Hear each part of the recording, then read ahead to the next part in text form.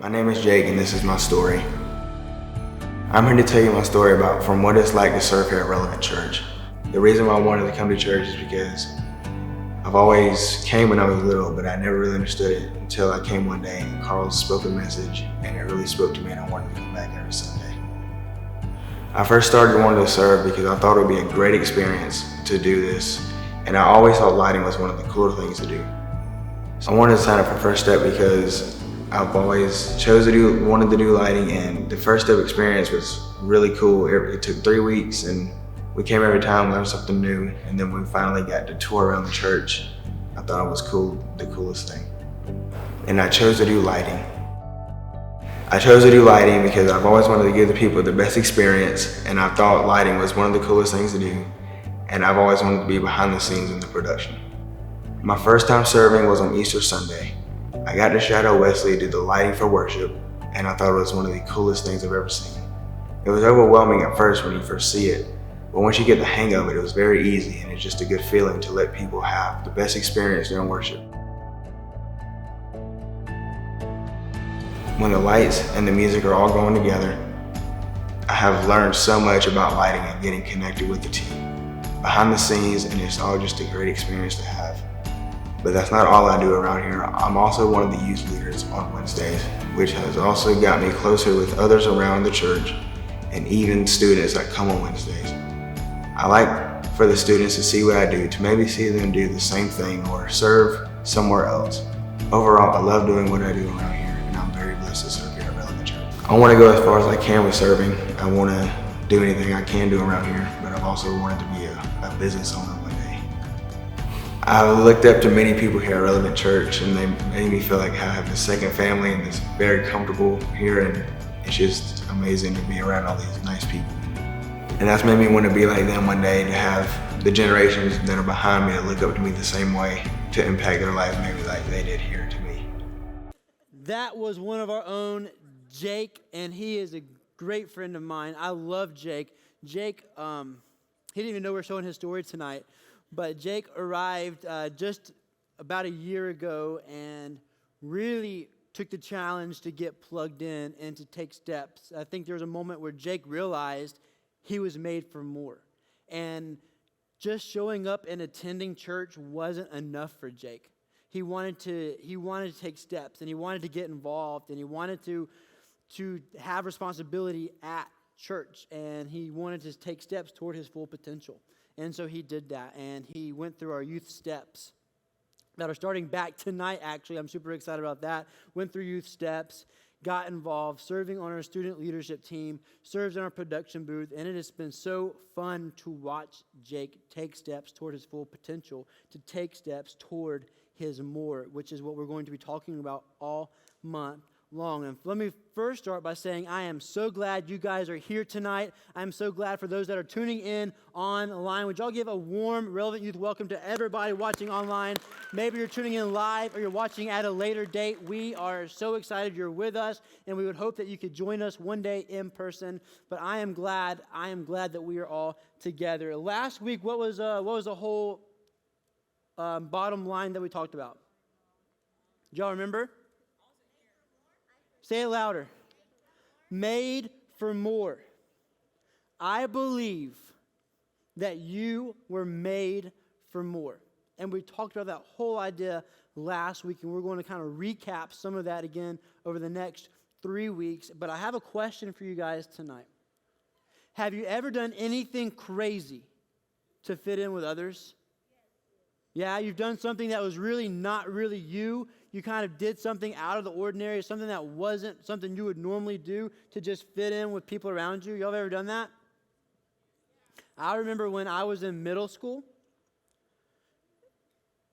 I thought it would be really cool to skateboard. I know you can laugh at me, that's fine. All of my friends in school, all the cool kids in school were skateboarders. They had the skateboards, they had the skateboard shoes, the stud belts, all of it. And so I said, I want to be cool. I want to fit in with friends, and I want to make friends with the cool kids. I want to fit in with everybody else. So guess what I did?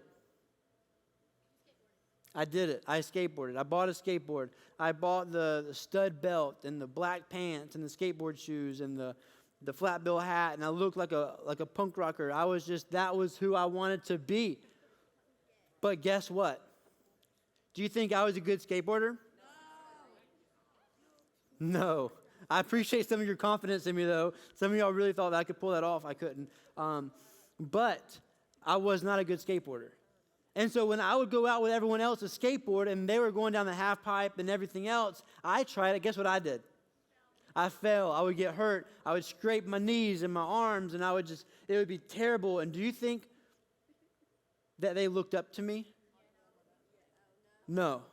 Do you think I had any influence with the skateboarders? When I walked up to the skate park, do you think they said, ooh, let's see, this is going to be cool. Let's see what he does. It was actually kind of like, well, let's watch because he's about to fall and get hurt. That's kind of what it was. I had no influence with them because I was trying to do something just to fit in. And some of you guys are the same way. Like you just want to fit in, so you try to do stuff that's not you.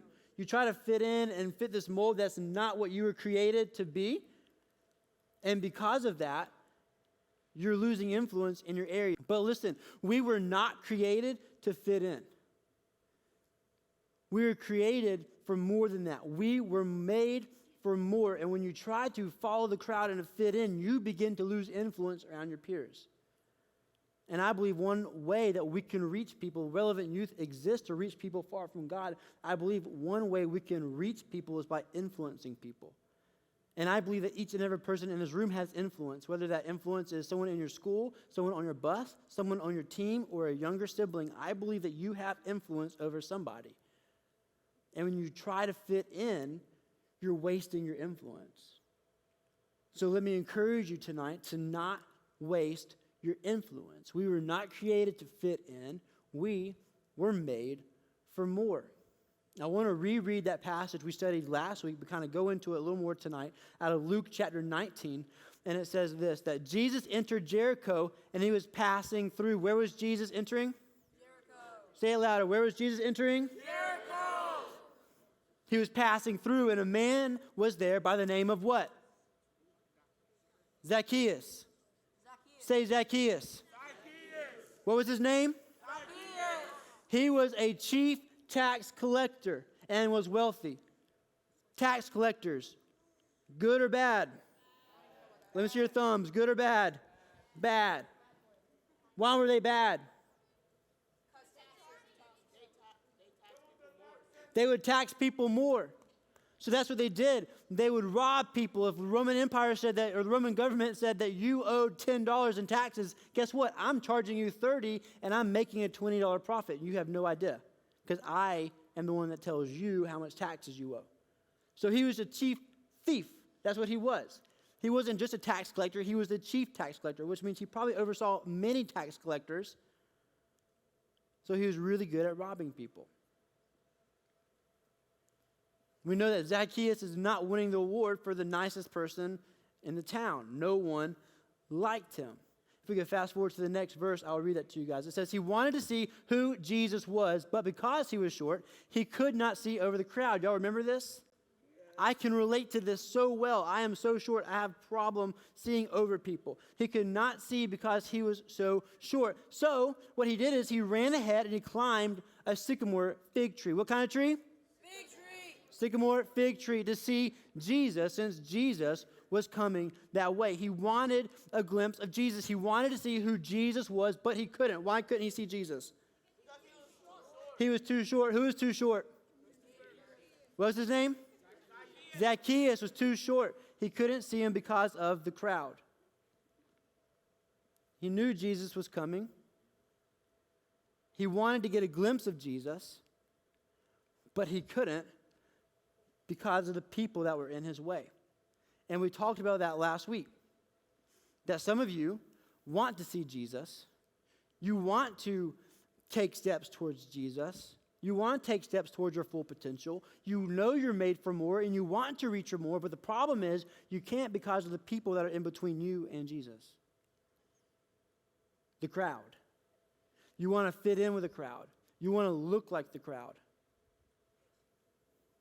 You want to You want to dress like the crowd. You want to act like the crowd. You're too busy seeking advice and life advice from the crowd. And you felt this way. Anybody ever felt this way, that you feel like there's people in your life that was kind of keeping you from seeing Jesus more clearly? Maybe it's a boyfriend. Maybe it's a girlfriend. Maybe it's just your friends. Maybe it's a teammate. It's someone in your life that is pulling you away.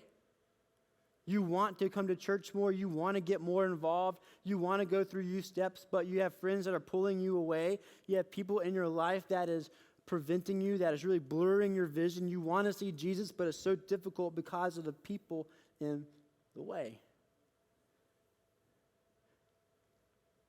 We know that Zacchaeus ran ahead of the crowd, right? Which is in the opposite direction of the crowd, isn't it? He didn't go towards the crowd. He went ahead of the crowd. To see Jesus more clearly, guys, you're going to have to go away from the crowd. You'll never see Jesus more clearly trying to fit in.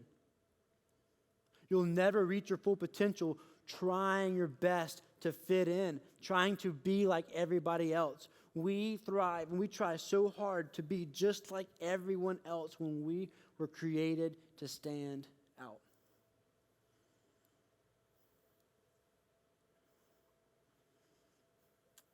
We want to see Jesus more clearly, but we can't because of the people in our way. Tonight, when you go to small group, I want you to begin to think about different people who you think might be keeping you from your full potential. Back in February, we talked about a series called Check Your Circle, where I really encouraged you to kind of take inventory with what friends you have in your inner circle, because who you hang out with ultimately is who you become. You become the 5 closest people you spend the most time with. And so tonight is a fresh reminder, as school's starting back and we're getting back into the routine and sports are kicking up, like, who's in my circle? Are there people in my life that are preventing me from seeing Jesus more clearly? Or maybe there's not. Maybe it's just me and I'm doing my absolute best trying to fit in. I'm watching Instagram and TikTok for the trends. I want to see what everyone else is doing so I can be just like them, and then I don't stand out anymore. Christ has called us to stand out as Christians, as followers of Him, to be different, to think different, and to stand out. We were not created to fit in. We were created to stand out.